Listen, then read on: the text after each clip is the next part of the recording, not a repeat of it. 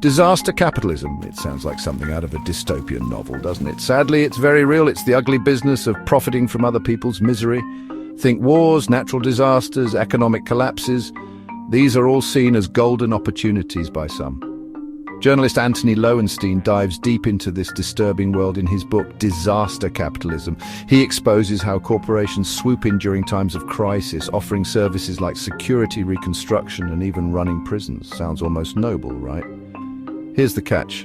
It's all about the bottom line. These companies aren't motivated by altruism, they're driven by profit, and they're making a killing, often at the expense of the very people they claim to be helping.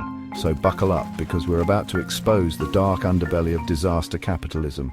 And it ain't pretty. Let's start with a particularly chilling example, private prisons. In the United States and the UK, companies are making big bucks by locking people up. These for-profit prisons are overflowing, and guess who's footing the bill? That's right, taxpayers. Lowenstein visited some of these facilities and witnessed firsthand the appalling conditions. Overcrowding, inadequate healthcare and violence are rampant. But hey, as long as the shareholders are happy, right? It gets worse. These companies lobby hard for stricter laws and harsher sentences because more prisoners equal more profits. They're literally incentivized to keep people locked up. It's a vicious cycle that disproportionately impacts the poor and marginalized. Now let's talk about natural disasters. You know the drill. A hurricane hits, an earthquake strikes, and suddenly these disaster capitalist vultures are circling.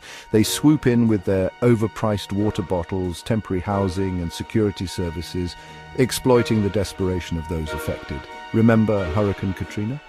The US government outsourced a huge chunk of the relief effort to private companies, many of which had close ties to the Bush administration. These companies charged exorbitant fees for basic necessities, leaving many survivors in even worse shape. And it's not just natural disasters. War zones are another prime target for disaster capitalists. From providing logistical support to the military to running private security firms, there's a whole industry built around profiting from conflict. So who are these corporate masterminds behind disaster capitalism? Think big names like Halliburton, G4S and Serco. These multinational giants have their fingers in countless pies, from oil and gas to defense contracting to private prisons. They have vast resources and influence, often dwarfing that of many governments. They can lobby politicians, manipulate markets, and shape public opinion through their media empires. These companies are essentially operating with impunity, accountable to no one but their shareholders.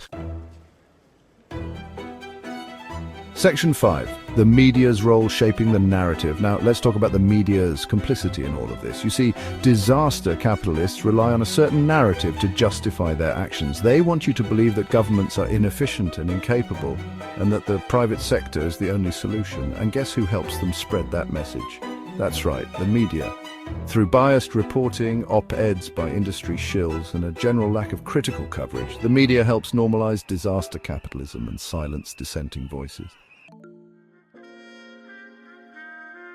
Section 6. The political machine enabling corporate greed. Of course, none of this would be possible without the help of our good friends, the politicians. These folks are supposed to be looking out for the little guy, but all too often they're in bed with the corporations. We're talking about cozy relationships, revolving doors between government and industry, and campaign contributions that buy influence. Politicians create the policies and regulations, or lack thereof, that allow disaster capitalism to thrive. Section 7, the human cost, exploitation and inequality. Okay, so we've talked about the corporations, the media and the politicians, but what about the real victims of disaster capitalism? What about the people whose lives are being destroyed by this system? We're talking about the prisoners trapped in for-profit prisons, the disaster survivors exploited by price gouging, the communities displaced by war and conflict. Disaster capitalism thrives on inequality and preys on the most vulnerable members of society.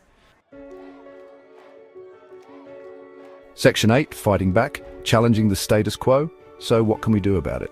Well, the first step is awareness. We need to educate ourselves and others about the realities of disaster capitalism.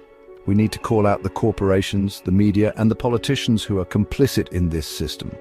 We need to demand accountability and transparency. We need to push for stricter regulations and stronger oversight of these industries. And most importantly, we need to support organizations and individuals who are fighting back against corporate greed and working to create a more just and equitable world.